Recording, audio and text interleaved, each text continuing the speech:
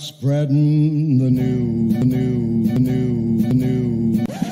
We interrupt our program to bring you this important message. New York, I love you. I love New York.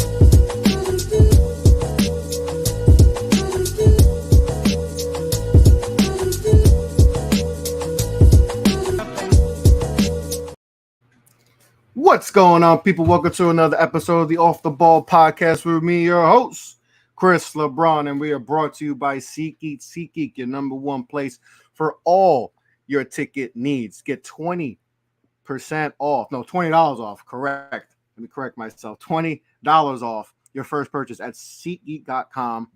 Number one place for all your ticket needs. We got hockey going on. Obviously, the NBA, conference finals going on. Nuggets in the finals. Congratulations to them for that sweep that they laid on the Los Angeles Lakers. We got Heat. We got Heat Celtics today. If you want to get some last second tickets, go use the promo code Off the Ball Network, all caps. But I'm joined today by my guy Walker. Walker, I know you're a very happy man. How you feeling? Yeah, I'm good. I don't think you're going to be using SeatGeek to buy tickets to Spurs games, but you can use SeatGeek probably to buy tickets to Game 3 of Victor Wembanyama's playoff series next week. Victor Wembayama, and that's why we are here. We tried to do this earlier. We finally got it. The Spurs won the lottery, as you guys know. They have the number one pick for the third time in franchise history, and I think they've done well with the previous two number one pick. I think 87 was when David Robinson was number one, I believe, and then 97. Yep. For Tim Duncan was the number one pick, and those two guys will end up being Hall of Famers. So the Spurs have done well with the number one pick. So Walker, the Spurs, just like we think, they're going to be falling on hard times, and just when you think, all right, maybe the dynasty's over, Pop's going to go, you get the number one pick.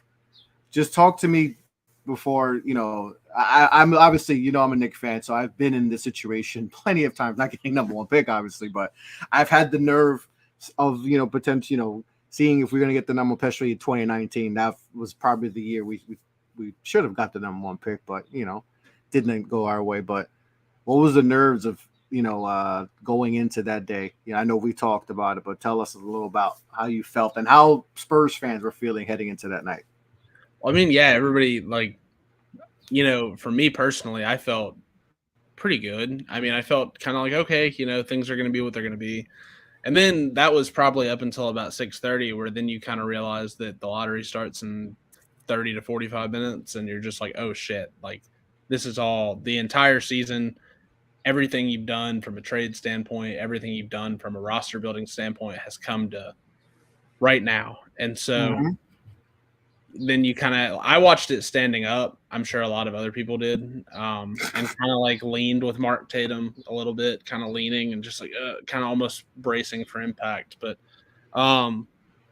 you talk about all these, and we even did this on the show. You talk about all these plans and all these contingencies and all these other things for when the 86% doesn't, or, when the 86% comes into play, and, life with someone else, and you can toss them all in the trash now. Like, you just don't worry about it.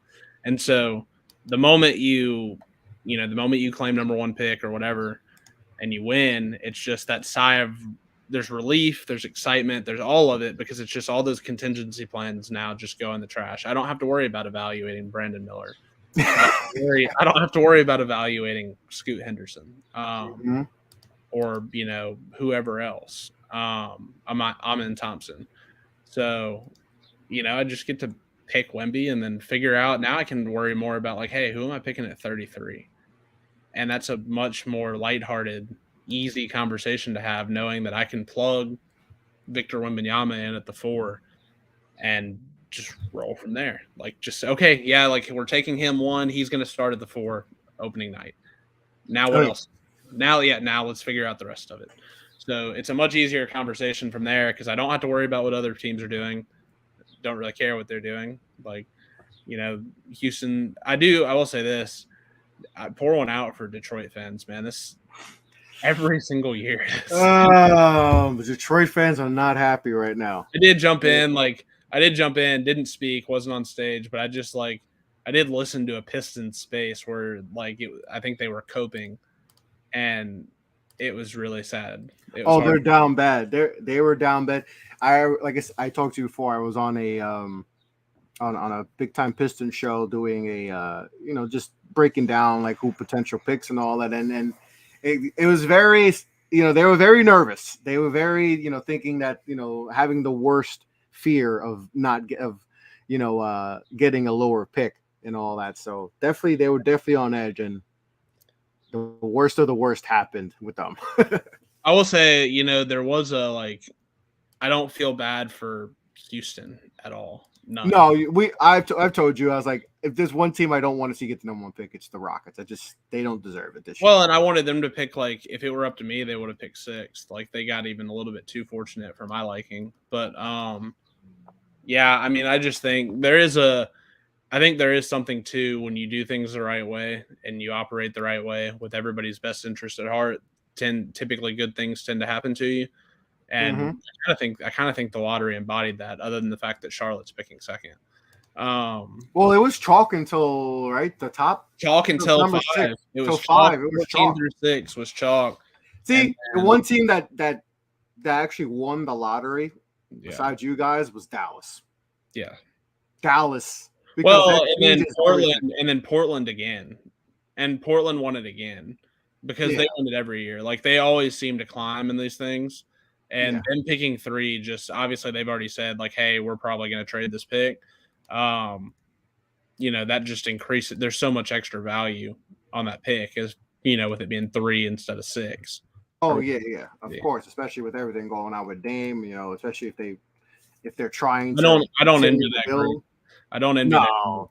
You know why? Because it's we all know they probably want to go the rebuilding route, but they're kind of stuck because of what Dame wants. He wants to stay and he wants this, so they're kind of stuck in a bad position. So that's why I don't even look at them winning. I think Dallas, like I said, other than you guys, I think Dallas is the biggest winner, because if they did not get that pick, they were screwed. Now they can, I don't think they're going to keep the pick.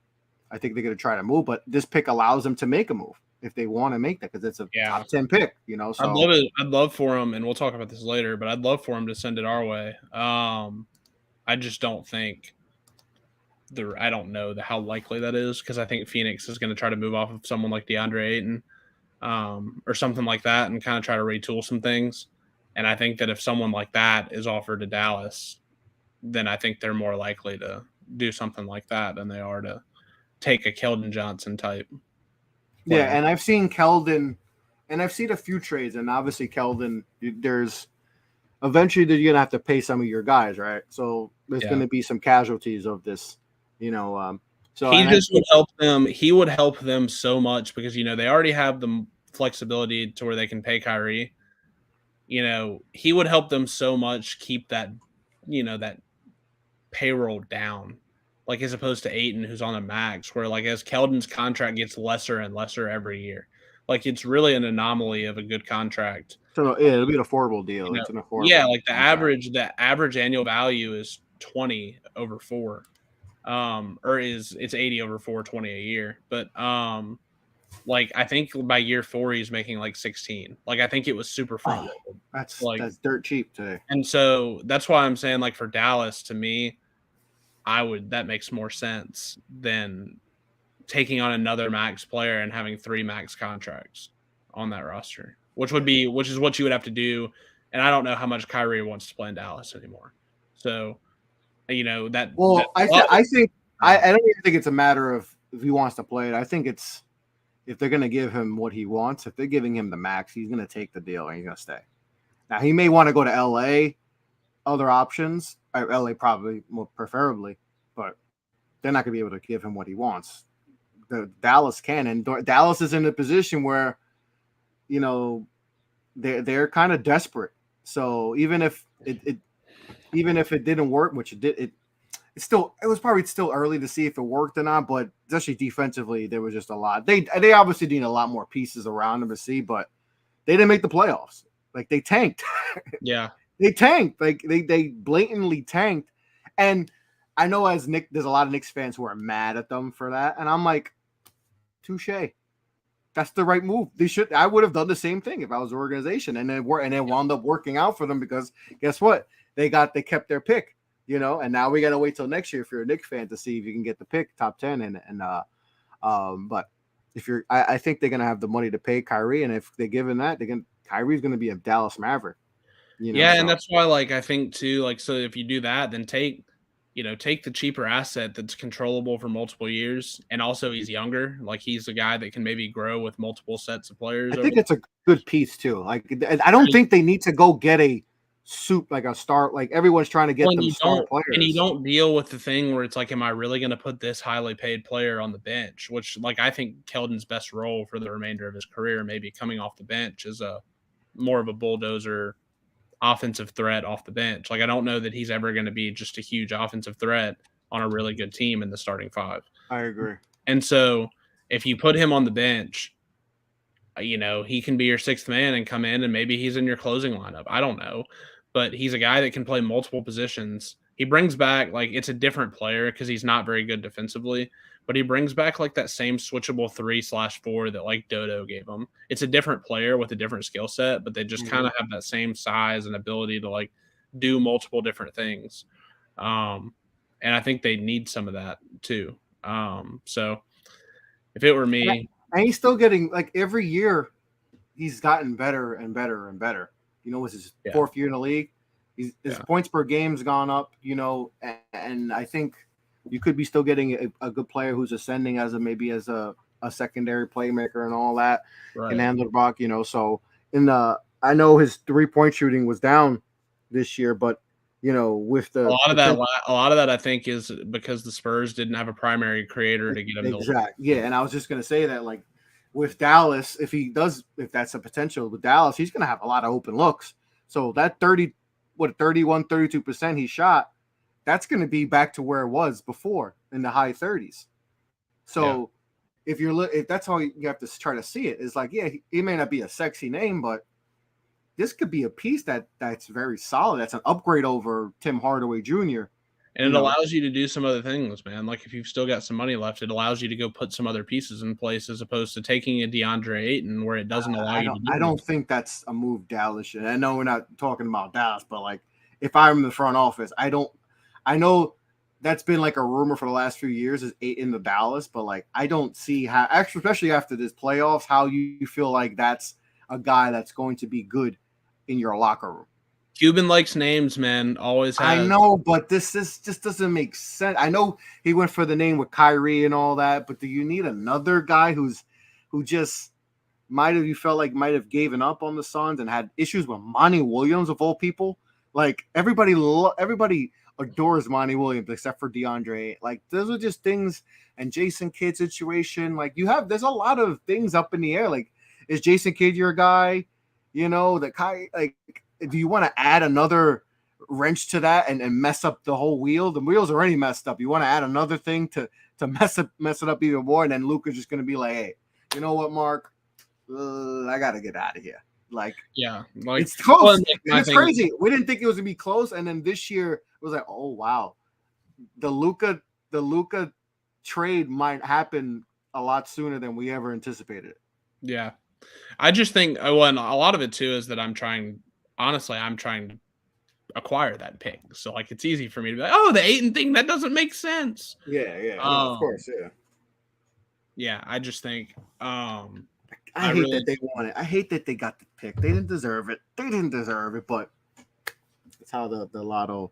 Yeah, I do, because and we'll talk about this too, but I want the Spurs to go after that point guard primary creator, or maybe even just guy who can fill in at the one, kind of high in that 10 to 14 range. Like, I don't know really kind of how you do it, but so what are some potential?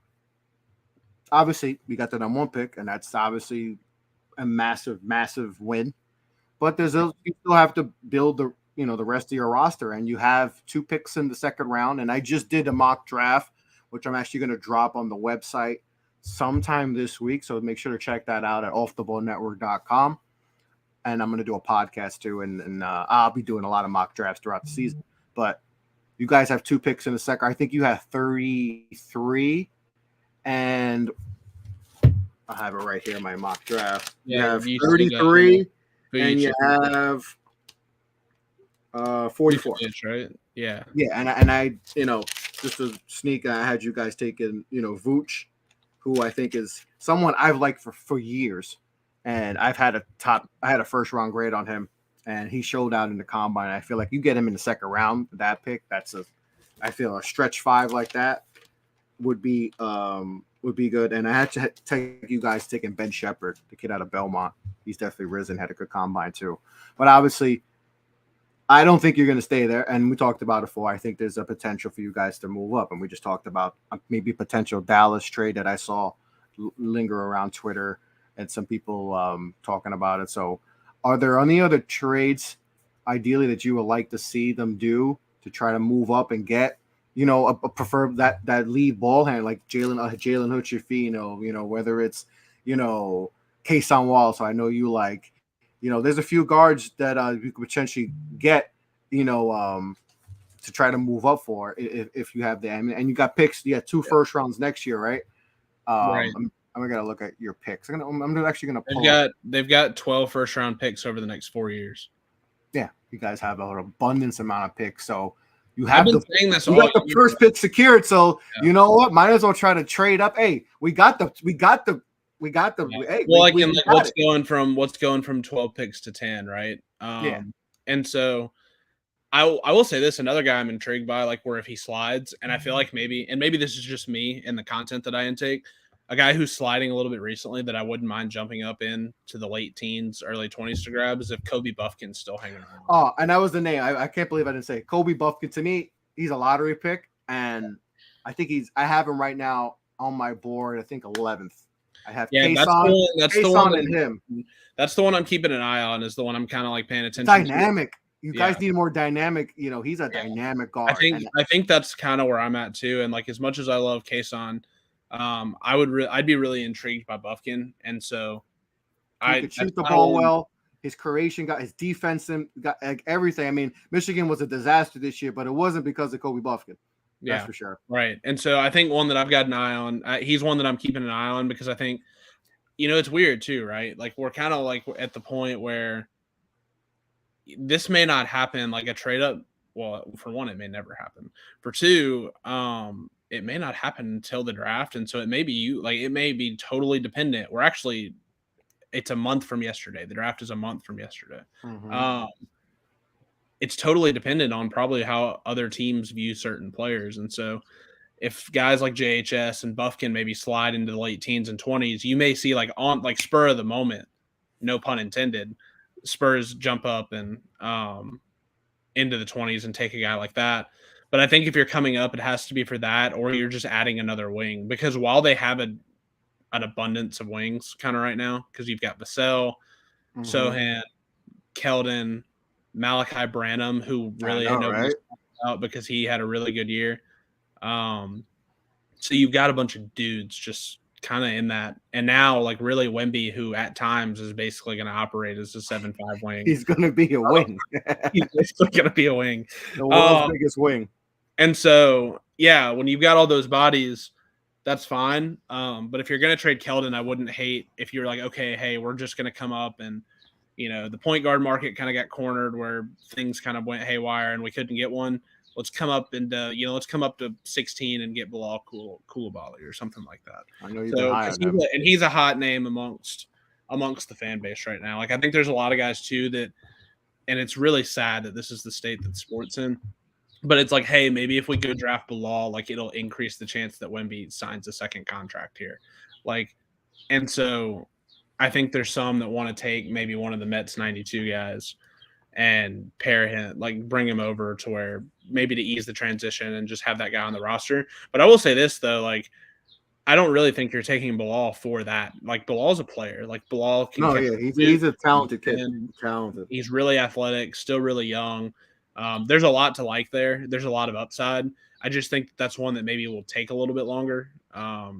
He's a development. He's definitely going to be a development, and that's why I would, if you get him, that would be and if he works out in 4 or 5 years, then it was worth it. But I feel like if you got Wemby, you kind of want to get someone that you could that can be useful right now. That's for me why I want a guy that they can day one start at the one. Yeah, and that's what I'm saying. And just because of how the organization is, even say you get a guy like a Kobe Buffkin or something like that, I don't know that, just because of how the Spurs are, Trey Jones is going to start opening night. Assuming he gets re-signed, which I guess is not necessarily a given, but just spoiler, they're going to re-sign Trey Jones. Yeah, probably.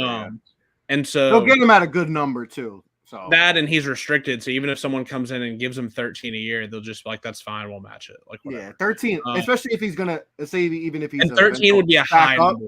And 13 would be a high end for Trey Jones. That would be a pretty high end. It's like his brother. He's just like his brother. It's just going to pan out the same way. Right. I've been telling people that for months and nobody listens. It's the same. It's just same. He's going to spoiler, he's going to get better as a shooter as his career goes on, and he's going to be a career backup point guard for really good teams. He's going to make a lot of money too. A lot of money, just like his brother is. What is his brother making, like $15 million? And it's, guess what? Memphis is going to need him this year. Yeah, no joke. No joke. They're going to need it. So that's money well spent, because you don't know what's going to happen. And guess what? They didn't figure whatever is going to go with Ja was going to happen, and they figured it out. I tend to agree with this take that the only point guard that would start over trade day one is Scoot Henderson. I think that's almost certainly true.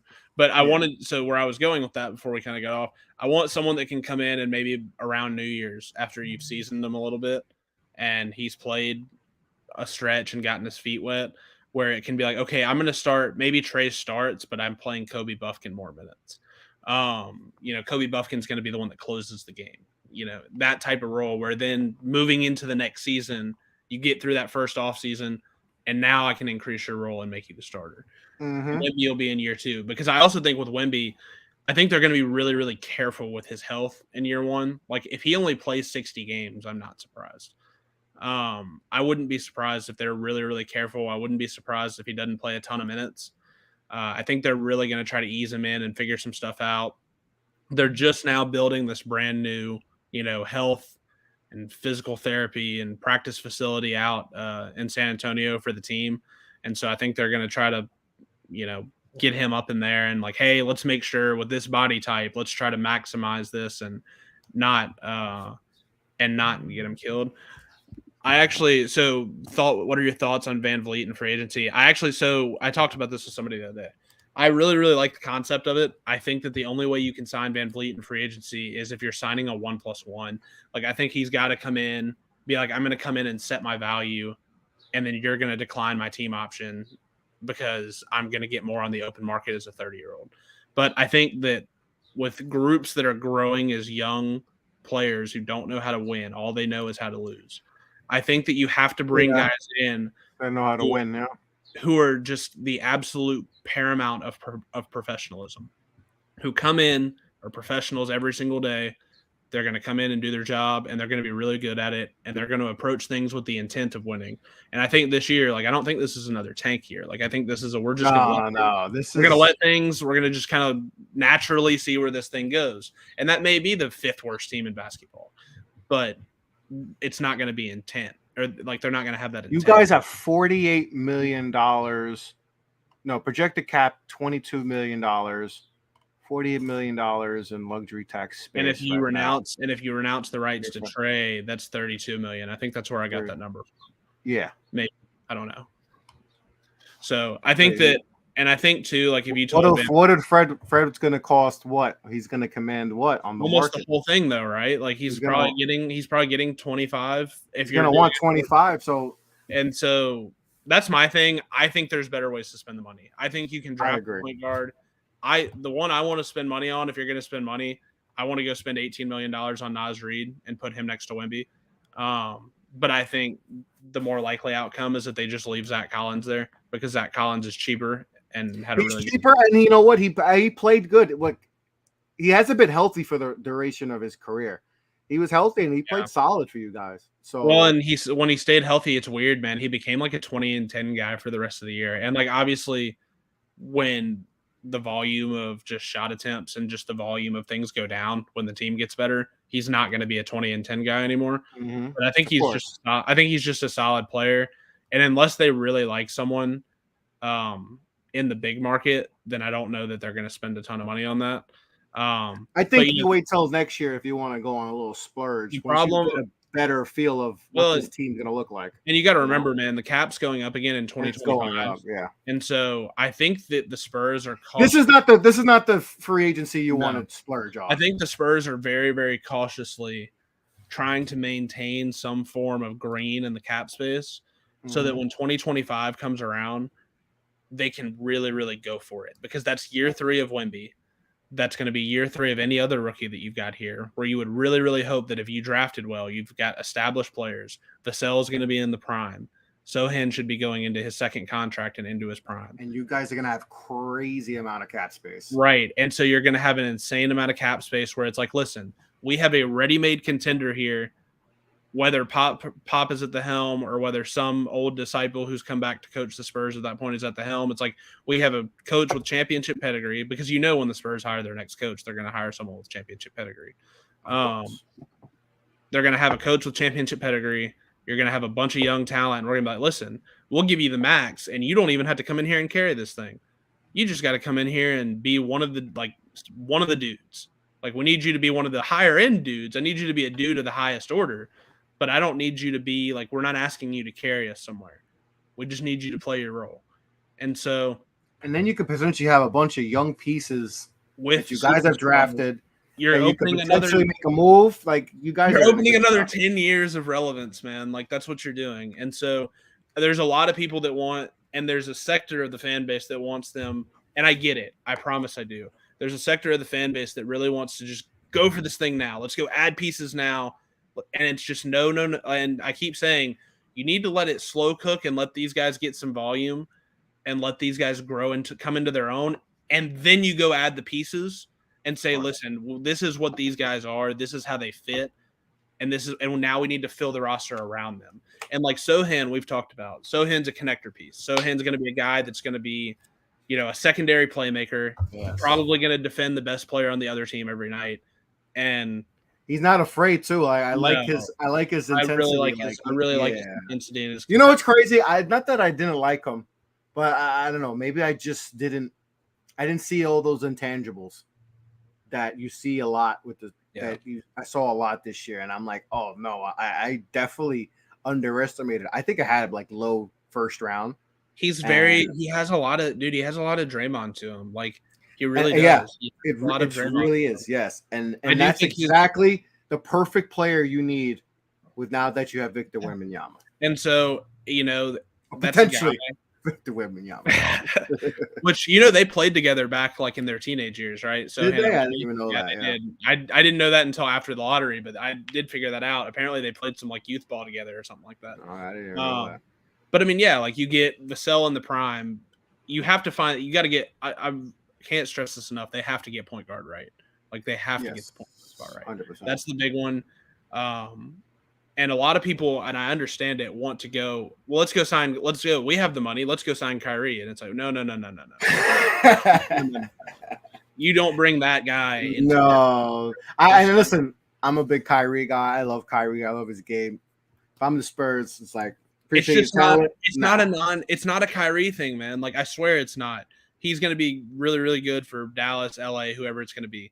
But I think when you have a team of 19 and 20-year-olds, that is not the alpha that you want coming into the locker room. When you have a bunch of guys who are coming off their rookie and second, that's just not. No, he's meant for a veteran laden team. I think I will say this. So I've heard that the Spurs do want to add a veteran big, which to me that's a really 100%. That's a really slim market. That's why it is slim, but it's a smart. That's definitely the way they need to go. Is try to find that. I think that. But do you throw money at Naz Reid? Naz Reid's going to want money, dude. I keep saying it, and like Naz, is a quote unquote veteran, but he's only 23 years old. So like, it's a guy that fits your timeline. It's a guy that you can plug in. Him and Wemby are going to be able to play off each other because they can both space the floor. They can both protect the rim a little bit. it makes you a really, really good defensive basketball team no matter what you do at the point, because you're starting Vassell at the 2, who's a good point of attack defender and a good team defender. Sohan is going to be a really, really, really high-level defender. Wemby's going to do his thing. He's going to block shots, probably just roam around and just do really crazy stuff. And Nas is going to be just a, average to high-level defender. You know what would have been a good piece? Jakob Poeltl would be perfect. I know. That's one where he's a free agent. Yeah, he's a free agent. Imagine if we brought him back. Toronto, Masai Ujiri doesn't really get just run over in trade deals. He got run over in that one. Pretty good. I don't understand why he went in thinking that they make the playoffs and they can make a run, but. So here you go. This is the debate that is taken over. This is the debate everybody's going to have until free agency. Is Nas really better than Zach Collins? I've said yes. A lot of people think no. I don't know the answer to that.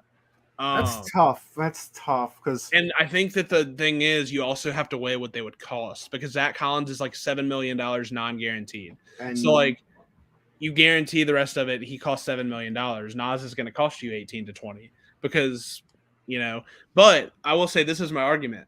Why not both? Why not both? If you feel like Charles Bassey is the other big on the roster. Why not both? Yeah, you can't have Charles Bass. And I like Charles. That's $25 million committed to the 5. That's not a ton of money. Yeah. No. I think if they feel like he's going to be a piece that they need around with Wemby to help him, teach him, to protect him, right? Because dudes are going to try to test him. And that's the other thing. You have to prepare for him not to get hurt, but to miss games. And so I think that if you did both, and Zach Collins is only 25 years old, by the way, as crazy as that sounds. Mason Plumlee too would be ideal. Like a Mason Plumlee. Right. Type. So just guys, you have to prepare for him not to play games. So why not why not Nas and Zach? Because Zach can also kind of sort of play the 4. Mm-hmm. And so you can play Zach and Nas together if Wemby misses time. I think that you have to go and get players and commit to the big room, because that he's not going to play 82 games. Yeah. And if you organize the roster expecting him to play 82 games, then you're going to be really disappointed. It's just not going to happen. Yeah. So it's going to be interesting to see the direction, how it is. They're one of the few teams that can go a really wide array of directions. They can really do a lot of things. They've given themselves a ton of options. Yeah. And obviously it helps that you got the number 1 pick, and it makes it a lot easier. It makes it easier to do shows like this than it is to do one down on the other side of South Texas, or the other side of South Texas, where you're talking about giving Dylan Brooks $25 million a year and signing James Harden. The other Texas teams are they're a disaster. They're in disaster mode. Dallas is in crisis mode, and Houston is just they never left crisis mode. They've been in crisis mode, but they're just they have no clue what's going on. They're just they have a young core, but then they're you know what, guys, what would be better if we get James Harden, give him $200 million, and then you know what, guys, let's go get Dylan Brooks. Yeah, and in theory here, if you're San Antonio, why wouldn't you call Houston and be hey, y'all want a young, cheapish piece to help your roster? We'll give you Keldon Johnson and some extra picks down the road. Why don't you just give us 4? Oh, the 4th pick? Yeah. I mean, if they're not going to make the pick, which is what and I think that's an option. If they're not going to make the pick and they're just trying to acquire all these vets, why wouldn't you be hey, we'll help you. We'll help you go towards your train wreck down the road. What would that trade look like? It would be Keldon. It'd have to be built around Keldon and a lot of draft picks, right? You're probably not getting anything valuable back in young player piece. You're not going to get anything. You're going to, it's basically, hey, we have an abundance of wings. We'll give you a wing, and then we'll, all these 12 picks we have over the next 4 years, we'll give you 2 of them, and you get a young, impactful piece and 2 first-round picks just to not pick it 4. And that's really going to be almost entirely dependent on how they feel about it, man. If I'm the Spurs, I would probably want to do something like that.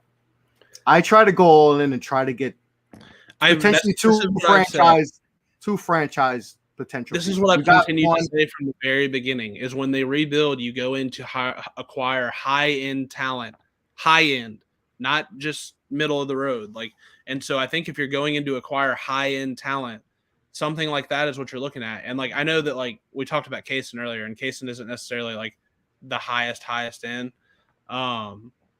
but they're still going to be really good. And like, yeah, like this is a popular take. I'd rather have Kaysen Wallace or Anthony Black for cheaper. Don't blame you. No, I don't blame you. But that's it's a perfectly reasonable stance. But if you have an opportunity to get 4 and you're giving up Keldon and yeah, but the question I would ask those people is if the difference between Kaysen Wallace and Amen Thompson is 1 first-round pick in the future, you're telling me it's not worth it? I think so. I think it is. I think so. And honestly, the style of play, like you guys would be hella fun to watch. That's a fun team, dude. And you talk. Now you go from you talk about being hard to score on. Yeah, they'd be going like 6'7", 6. Like they would be so big. Your point guard's one of the most athletic players already in the league. Well, yeah, and everybody's huge. Potentially, you have, dude. You're talking about having potentially. You're talking about having 2 like, See, and I don't think this is possible. He said the difference is Keldon or no Keldon, and I think Keldon has to go regardless. I think he's a casualty. I think he's a casualty in this, and I understand why people like Keldon, but I think people have to understand why he doesn't fit this roster. He just doesn't fit the roster. Like you can't start him. You have to start Vassell at the 2. A lot of people were trying to put Keldon at the 2, and I was like, that's great if you want to pick number 1 again next year. You can't start Keldon at the 2. Sohan's going to do more for you in terms of playing winning basketball, I think, than Keldon is. And he's a natural 3. Let him play his natural position. Yeah. We played him out of position this year because we didn't have a choice. You have to let him play the 3. Wemby's going to play the 4 just for self-preservation. And then they've already said they want to sign a veteran big. Like, it's very, very clear that the Spurs view this the same way that I'm talking about, is like they're talking about adding more bigs, which means, hey, we want to move Sohan back to the wing and protect Wemby. And just naturally, as you do those things, that means somebody has to go. And they're not trading Sohan. No. They're not. They're going to trade the guy who's higher paid and is back towards the back end, or is coming into that second contract. And they're going to keep the books clear so that when they go into 2025, they can try to sign all the big free agents and be a super team. Yeah, because if you're not going to re-sign Keldon long-term, then why not try to get something for him? Right. While he still has his value as an ascending player.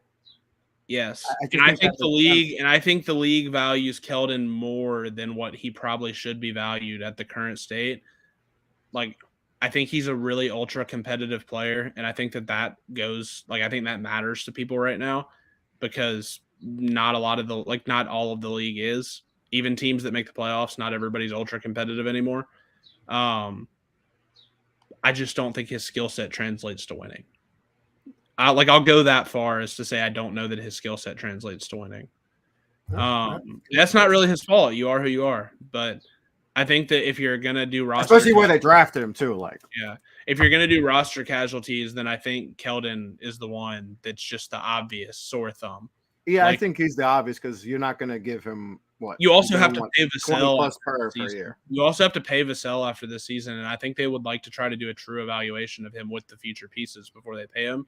And so you're not going to bog down Vassell's minutes by overloading the wing room. Yeah, they could pay him next year and then next year or next year, but you want to get a true evaluation of him if going forward, if he's one of the pieces. Which he's going to get paid anyway, because he shoots 39% from 3.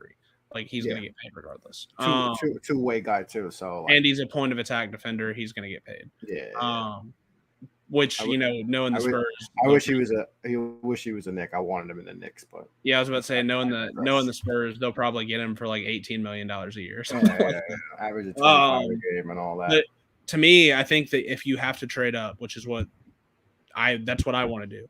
If the difference is even one first round pick and a few second round picks, if the difference between Amen and Kaysen or Anthony Black is those couple of picks, I'm trading the picks.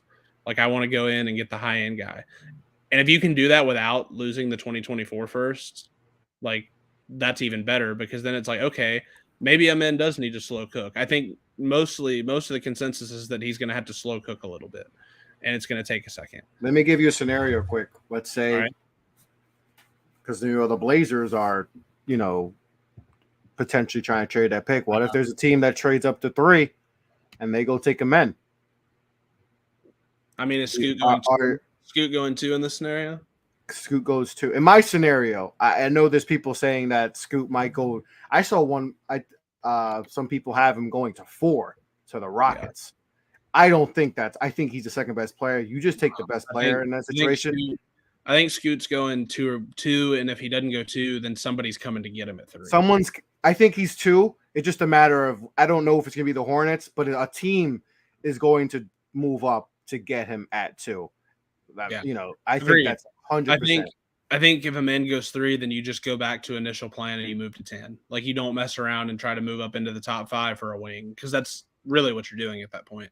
And then you're just having that redundant problem. It's like, okay, I traded Keldon to go get Cam Whitmore, who might be a 20 points per game scorer, which is what Keldon is right now. Yeah. You don't want. Then you get into redundancy, and so I think that again, this is why I think everything is going to go down on draft night. If you might I don't know if the Blazers, but that you might have to go to 3 just to have the assurance that you're going to. If amend your target. Yeah. Then the 3 might be the secure, because if you go to 4, those are the possibilities of someone going to 3. I think if the Blazers won't win now players, though, that's not really like I don't know that the Spurs and that's the thing. I don't know if Keldon's their guy, but that's a scenario that I'm saying in that situation. If you want a men, you might have to go to 3 to get a men if that's the way they're trying to go. If Toronto comes in and is like, hey, we'll give you OG or Pascal, and we're going to come up to 3 and take whoever.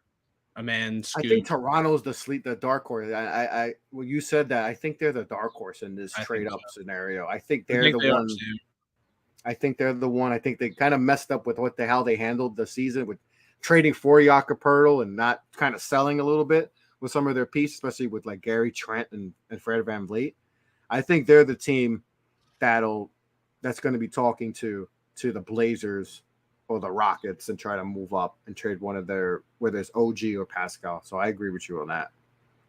I agreed. Like, I think that's something where it's like, I think that's one of those things where they may get on the clock at 4 and a man's still there. And then all of a sudden the phone's just ringing off the hook. And it's like, hey, got you. Here's what we're going to do. Now, granted, I don't know, just because of the rivalry. Like, I don't know. Houston may be like, honestly, man, like, we'll take a worse offer just because y'all beat us in the lottery, and we're gonna go do something else.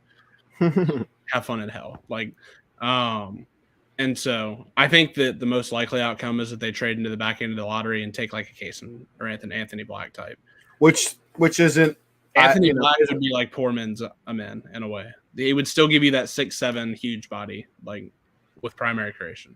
I remember he dealt with some injuries and all that at Arkansas. I think he's top 10 solidified, but even if you go to that 10 spot, you still can get yourself a hell of a player that can help and all that. So there's almost a 0% chance that if you go to 10 of the core 3 guys that I would want between Kaysen, Anthony Black, and Kobe Buffkin, if you trade to 10, there's almost a 0% chance that all 3 are off the board. That would take a lot. Because you've got guys that are locked into the top 10 and Wemby, who we're taking at 1, and then Scoot, Brandon Miller's going to go top 10. Whitmore's going to go top 10. Amen's going to go top 10.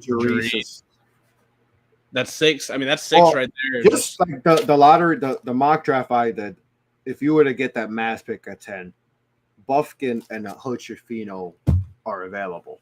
Yeah. So I'm a Buffkin guy, man. All the draft shows I've done, everybody's asked me who are your guys, and I always have a couple guys that I'm riding with them, and Kobe Buffkin is one of those guys. I'm riding with him. I just think his improvement throughout the year at Michigan, like I say, great free throw shooter, finishes at the rim, good mid-range shooter, improved three-point shooter, defense is good. I just feel like he just keeps getting better and better, and I feel like it works at the next level. So he's just a player that, I know I had him very higher than most people in the draft space had him, but now people are starting to come along and see what I'm seeing a little bit. So, I'm all in on Kobe. So I'm glad we agree on that, because I feel like You add him, he has dynamic. He's a dynamic player. And that's what kind of what you guys need too. A little bit more dynamic, offensive threat. You add him to that. Now you guys are cooking. No, yeah. I mean, you start Kobe, Vassell, Sohan, Wembayama, and free agent center that you acquire, or Zach Collins, and all of a sudden it's like, okay, man, wow, that team might be. It's not a play-in team, but damn, that team, yeah, I can see it. Like I can see it. Like that team's going to pick elite pass team. Yeah, like that team is going to pick 8th, but like that team's going to be fun as hell to watch, man. And it's going to be. If you come out of the draft with, and that's before you get to the second round picks, if you don't trade those, where theoretically you could add some role players there. Yeah, and like in this scenario, you probably would think that maybe 1 or 2 of the second rounds would be gone. Yeah, but let's say even if you have 1, you say 1 of them are gone, you can go back in the second round, regardless if it's pick 30, pick 33 or 44. And then you take Vujicic, and all of a sudden, they might have my favorite draft of all time. I know, because Vucevic is one of my guys, Buffkin's one of my guys, and Victor's every one of the guys. So if you come away with a draft with Victor Wembanyama, which you're obviously the number 1 pick, that's guaranteed. You come away with Kobe Buffkin. Then in the second round, you get a first-round talent, in my opinion, in Tristan Vucevic at whether it's 30, where it's like I said, 33 or 44. 33 or whatever it is, yeah. You got 3 top. My top 3 of my top 30 guys coming out of draft. You guys, and one of those is almost guaranteed to be like a multi-time All-Star. Probably is a guarantee. Like you're coming out where it's like, all right, this guy may be a Hall of Famer, and then we also got 2 other first-round guys. I think it's that if you come out of there, you're coming out with the best draft. Oh, they're dealing from an absolute position of strength right now. Like there's a chance that they come out with really just a batshit crazy, insanely good draft. No, that would be a A+ draft if you come out of there. So that the Spurs can go in abundance of way, and like I said, getting the number 1 pick definitely helps a lot. It makes life easier because the only thing that'll make me mad is if they like kick the second round picks down the road and don't make the picks. Like I think they need the players. Like I think they need to start filling in the back end of the roster. Yeah. Also, if they don't make the picks, then who knows? Like Wemby probably isn't going to play summer league. Like it wouldn't make a ton of sense. He's finished. He's still playing his season right now. Like you can turn around and play summer league in the start of July. Like that's really short turnaround for a because you don't want to add any stress to his body because we already know he has a unique frame, right? And we saw. I think the NBA is going to make the call and be like, hey, he's got to play once. But once he plays that one game, I think because you want people to be, because listen, we all know it's a business, right? And it's. You want people to flock to Vegas for Summer League and have the gym packed out for his first game. Right. And so he plays, and so you schedule him against Scoot for that first game. And you do it against Charlotte if it's Charlotte. And then if you're San Antonio, you say, all right, NBA, Adam Silver, one and done. We'll give you this one. As soon as the game's over, he's getting on the private jet and we're flying him back to San Antonio. And he's going to go back. I think LeBron maybe played one Summer League game, and it's been done multiple times. Like I think Zion did. Did Zion play Summer League? Yeah, Zion played like one, maybe. And usually quick. Yeah. So I mean, that's the way I would go because you have to baby the situation in a way because he's playing against grown men right now, right? He's in the playoffs right now, so like Summer League is next month, right? Did you see the play he made the other day defending the pick and roll? No, I didn't get this. I didn't get to see that. I didn't watch the game live. They said a side pick and roll, and he came out and hedged the ball screen. No, I saw that. Yeah. I just literally was like, "What in the world?"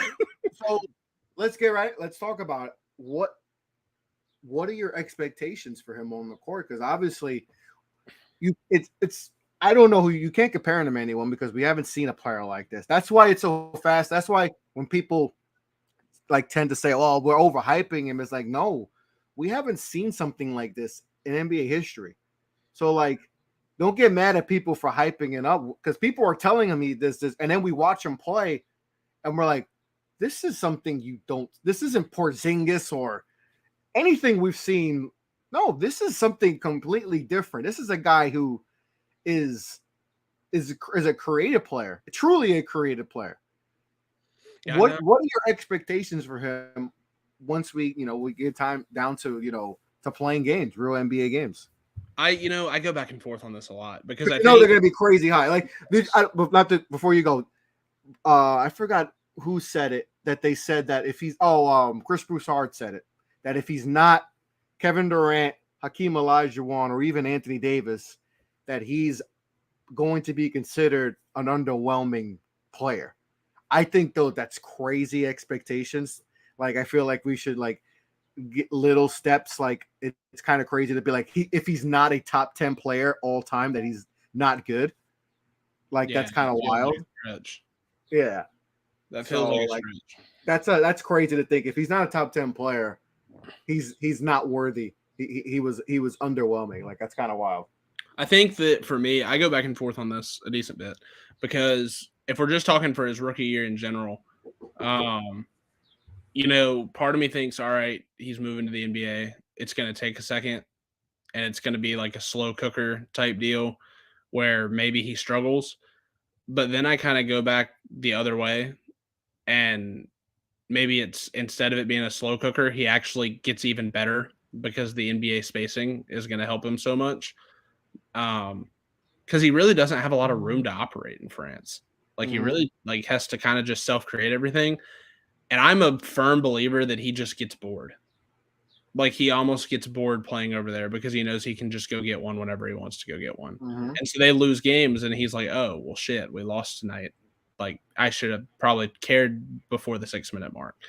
I think that when he's carrying all the time and he gets some NBA spacing, like you could be talking about someone. I mean, I don't think it's just insane to say he could be an all-star next year. Like, could be. I'm not saying he will be. No, but because he has a whole country. I know. And like, so I don't think it's just insane. And the whole country behind him. I definitely don't think that's the most likely outcome. I think he could be easily he could replicate his French stats next year. Something like that. It's basically like a 20. It's like a 20 and 10 guy with three blocks a game. The blocks are going to be there. He might lead the league. In blocks per game. He might be there. And so, I think it's going to be. I just want to see what's going to be the game plan for teams when he's on the court. Like, how do you? There's just things he does that you've just never seen guys do, and it's just like, all right, well, this guy can come weak side and swat something that you think is an open layup. It's how do you handle pick and rolls with him? It's not going to be as easy, and that's if I'm Pop, I'm salivating at the mouth right now because this guy could potentially get us to the playoffs. Yeah, because of his potential. Now I know his potential, but what we've seen him do against in a professional, playing professional basketball, even though it's not the NBA, he's playing pro ball. I mean, we're seeing really good things. Yes, and this is does he have some things he needs to work on outside shooting it kind of up and down and all that? Does he need to work on getting stronger? That's going to come because everyone likes to show the possession that remember Kenny Lofton Jr., who's a big boy, was bodying him and down low, and it's like, guys, and then I feel like that's what we're going to get at, where we're going to, people are going to nitpick on him. It's like, all right, it happens. He was 16. He was 16 also in that. People forget he was like 16, 17 years old in that. Here's a fairly realistic take. If he makes the NBA 100-year anniversary team, I'll be happy. Anything more I get from him is a bonus. If he's that maybe even is a little low. If he's top one, I mean, some people would still feel like, depending on how high where he is on that. To me, it depends where he is on that list. But if he's like 25 or like, but if he's Hakeem, if he's Hakeem Olajuwon, the Broussard take was insane. If he's Hakeem insane Walker, if he's Hakeem Olajuwon and he's then we probably won like 4 or 5 more. Does he know Hakeem Olajuwon was a defensive player, right? Defensive player of the year, 2-time NBA champion, 2-time MVP, right? This all top 50, top 75, one of the greatest defensive big men, if not the greatest defensive big man of all time. Yeah, we're saying that player, if he's Hakeem Olajuwon, that he is an underwhelming because of expectations around him. That's just absurd. If he's Kevin Durant, if he's 7'6" Kevin Durant, what a failure. If he's a 2-time world champion, 2-time Finals MVP, and MVP, going to be top 10 in scoring. By the end of the time, his career's over. Maybe top 5 in all-time scoring. We're I had just saying someone. I that- had this. It's crazy, man. We do this with these mega prospects. I had someone to tell me today that nobody has underachieved more in their career than LeBron James, and I just looked at him and was like, "What?" Well, that's just hate. No, so you can't I was even like, talk. "See you later." Those people you can't have conversations with because they're just haters. Because imagine thinking a guy who's the all-time league scorer In the NBA history of the in game. in the history of basketball, like how many people have played this game? We've had hundreds of thousands of people have played this game, whatever. And he has the most points out of everyone who's entered this league. Playoff points, he has 10 finals appearances, 4 rings, 4 MVPs. Probably should have more MVPs, but like imagine thinking that's underachieving. Like that's you can't have conversations with those. I see that all the time on Facebook, especially. Like people just hate LeBron James, like, oh, Jordan would never do that. It's just you can't have conversations. But like the expectations are going to be crazy. I mean, everything he does, you know, the first time he gets boxed out and gets an offensive rebound, you know, he's going to get criticized. First time he misses, you know, someone gets past him on a layup. Oh, man, I thought he could block everything. He's going to be called the boss. He's, you know, the first game, if he has his first game and he's 7 of 19, people go, oh, I thought this guy was going to be all this and all that. The expectations, like I remember when LeBron came out and that's the only I mean, Zion's up there, but those three, I mean, it's up there. Zion, LeBron, and Wemby expected, but Wemby might have because of the era we live in. It's going to be crazy. And I think the best thing for him was to go to San Antonio where the market is not as like if he had went to everybody wanted him to like go to a big time market, and obviously there was no big time markets that were in the lottery that could have reasonably get him. But like, imagine him going to New York or like Los Angeles, you know, or Chicago. Yeah, he would be, he would be in trouble. I think Spurs is perfect for him, and I think he's going to be all right. I think he's going to be good. Health aside, you know, we got to see that because how his body can handle the pounding of a rigorous schedule. You know, he's held up pretty fairly, you know, playing pro ball so far. But obviously, NBA is a different animal. But I also want to see like what the Spurs are going to do. Are they going to play him a lot as, you know, on the wing so he doesn't have to deal with the pounding of inside? I think the hope maybe is that they transition him like because you need him as a rim protector too. Yeah, so you kind of have to balance that out. He could be like a weird unicorn, like floating rim protector in a way where he can, because he's so long that like he can AD? almost protect the rim. Kind of like how AD's get used. The rim from literally anywhere. Like he can protect it from the 3-point line. That's the thing too. He could block shots from like the weak side. You think you have the layup, and he's coming out of nowhere and he's blocking the shot. So, you know, if they use him like how AD gets, especially in the playoffs, you saw a lot of AD roaming. You know, that's probably a way because you gotta preserve him because there is potential for him to be a good perimeter shooter. He has the skill set. And he's a ball. Well, and honestly, dude, if you watch just the jump shot, it's a gorgeous jump shot. Like, yeah, you just gotta get consistent, which is gonna happen. It's gonna happen. I'm telling you, man. I'm telling you, and this is where it gets different. And you're not blocking it. You're not blocking the shot. I'm not convinced that his 3-point percentage in France is what he's actually going to shoot in the NBA. I'm convinced he got bored and got away with shot selection over there that he will not do over here. Like, I don't think those things are going to occur. The running fadeaway threes in the corners now that are like 8% shots that he makes every blue moon. Like, I don't think those are going to get taken anymore. Like the one-legged floating threes that you see the guy who can direct down the street. You're not doing that. That's not going to do. Like, he's not going to do that. And I think in a more structured environment where they say, listen, you're going to shoot threes when you're open. If you want to pull the 35-footer every now and then, whatever. We're going to give you freedom. But with that being said, this bullshit you're doing over there ain't happening. And that's where the structure is going to come. And all of a sudden, he's going to become like a 35% 3-point shooter because he's going to take good shots or better shots. And so, like, I don't think he's a bad shooter. I think he gets bored and takes. Oh, I agree. I don't think it's like you said, the shot is good. You're not blocking it. If you watch, and the other thing too is he shoots like 90% at the free throw line. He's a good free throw shooter, yeah. He's a good free throw shooter. He's like high 80, like 88, 89%. He's like high 80s, low 90s. Like he's an incredible free throw shooter. And so they're just, all of it is there. He's going to be a good shooter. It's just, I think that he has to get over here and people are going to read too much. This is the problem with just the draft. There's going to be a lot of simpletons. And I do this with people a lot, Well, if he's a good shooter, why didn't he shoot good? And it's like you have to actually go watch the shots he took. Go watch him. Like, go even today. Like, I've watched his last 2 games now, and it's like when he plays bad, it's because he's uninterested and he does things that don't correlate with winning. And it's almost because it's like, yeah, like we can just win the next one because I can win whenever I want to win. I can literally just turn it on. He can flip the switch. It's very rare. Flip the switch, and I'm the best player in this league, and it's not even close.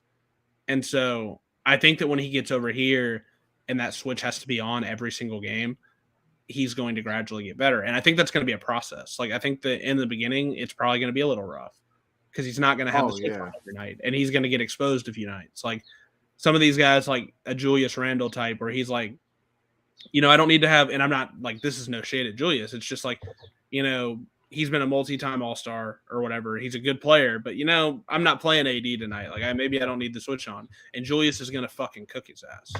Oops, bad word, but he's going to cook him. And so I think that there's going to be a process with that where you get these really good players that are going to get after him, and the Spurs are going to have to like coach that caring and that like having the switch on all the time. And I think that that's something, and I think he'll get there because he's going to have mentors. All the big 3 and David Robinson, all those guys were like, yeah, no, we got you. We're going to come help develop the kid. Everybody, it's going to be a whole. He's going to have Timmy there. Like, and dude, all 4 of them have already said like, we're on our, like, we're coming. And then like Boris Diaw was like, hey man, you want me to come over there? Like, I'll come. Like, you know, that wasn't going to happen in Houston or Detroit. Like the vet, like I think he went to the perfect situation. He's going to get developed properly. They know how to. They've had this before with Tim Duncan. They know how to develop these bigs and all that. They have the structure. Like I said, even if Pop's not there in a year or two, you know whoever's behind him is going to be a part of the system and understands how to use him and how to develop him properly. So it's Utah is going to be so upset when we hire Will Hardy. Because he used to Boston's sick that they don't have Will Hardy. Yeah, he used to coach the Spurs summer league team. Yeah, like there's a lot there, and he's going to be a good coach. He's going to be a really good coach, but they could pry him away in a year or two if possible. So probably so. You know, that might be. It could be next week for all we know. Yeah, so that's. But the Spurs are definitely they're definitely sitting pretty in strength. That's what position of strength. And that's why, like, God bless you guys. Third. I know, man. I really, it's funny, man. But they timed it perfect. The 1 year, like, they haven't tanked in a while. Like, it's been, and then like the year they know that, all right, there's this 7'5" dude, guys. Yeah. If we don't get him, it's going to be tough because we ain't going to get free agents. You know, we gotta but we tank the right way, guys. Let's tank the right way, and it worked out. Like, it's just like I tell people all the time, man. I try to complain about my sports teams, and then but then this is the one franchise that like prevents me from being able to complain about any of the other ones because everything goes right. Everything always goes right. It really does. Everything goes. If I would have told you the last 4 years you guys were under 500, people would be like, "Oh, really?" Because you're so low key about things. It's like if it was any other team, you'd be like, "Oh yeah, I knew they've been terrible." It's like, "Oh, the Spurs have kind of been under the radar since Timmy left and all that," and it's like, and the whole Kawhi stuff, and it's like, "Oh, they lost 4 straight years, 4 losing seasons." Oh, well, okay. They got the first pick, so that's irrelevant and all that. And I'm sure it's going to get Pop's juices getting back and all that. And it's going to be good times in San Antonio. You're going to have ticket sales are going to go. I'm sure season ticket sales are. I saw a video, and you know, I mean, I'm sure you know, living in an NBA market, but you know, they do the thing every spring, like once the season's over, where it's like, all right, the season ticket holders, you can come in. If you were a previously existing season ticket holder, you come in and like move your seats around. You can move your seats if you want to move them. If you're a new season ticket holder, you can come in and see your seats. And if you maybe want to change them, you can do that, whatever, yada, yada, yada. There was like 10,000 people at that thing the other day. They were literally like, you would have thought they were about to play, like right then. It was insane. You're getting a primetime game that first game in the regular season. I will say this. I'll give you a bold prediction. Just they play the same number of primetime games next year as the Lakers. Yeah. Didn't the Pelicans get to they were like top of like primetime games when Zion came out? I think that they're like top 3 or 4 in primetime games next year. Yeah, I agree.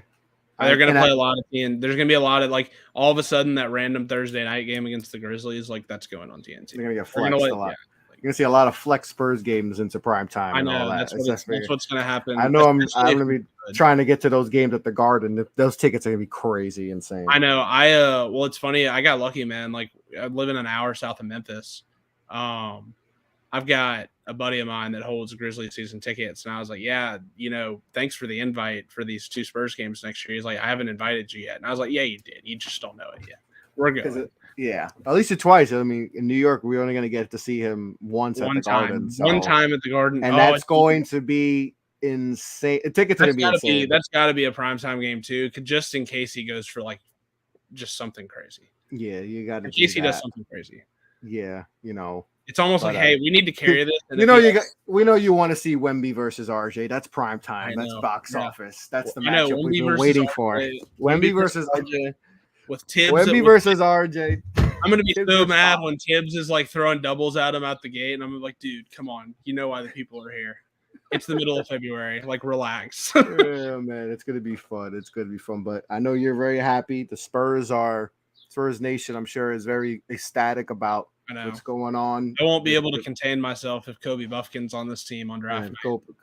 Whoever gets Kobe Buffkins would be a very good team. I really need the picture at that point. I really need the picture of at the draft party where Wemby and Kobe Buffkin and Brian Wright are all just. I might become a Spur, and if they get Tristan Vucevic, yeah. I might have to just become a local. Well, and then they'll do something like take Slauson at 45 or something like that. And they get Slauson like another riser and all that. Like they could come, or if they get Kevin McCullough from Kansas, something like that. Let's just get another defender. You might have the draft of all drafts, and I might have to get a. I think they're going to do something like that since they were the worst defense in basketball last year, and that chaps pop a little bit, not being able to stop anybody. So. Oh yeah.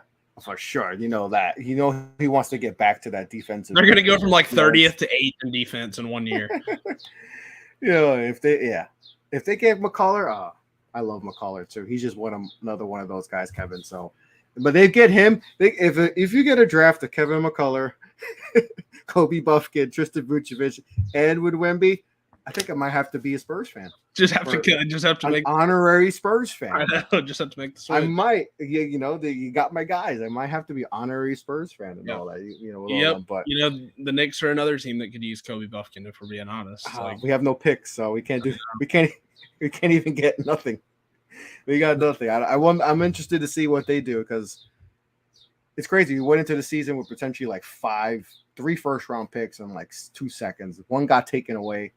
The other one we traded to, I think, Minnesota. And then the other one was heavy protected from Detroit. And you sent one to Portland, didn't you? Sent one to Portland for Josh Hart, which sold the season. So I'm not too mad at that one.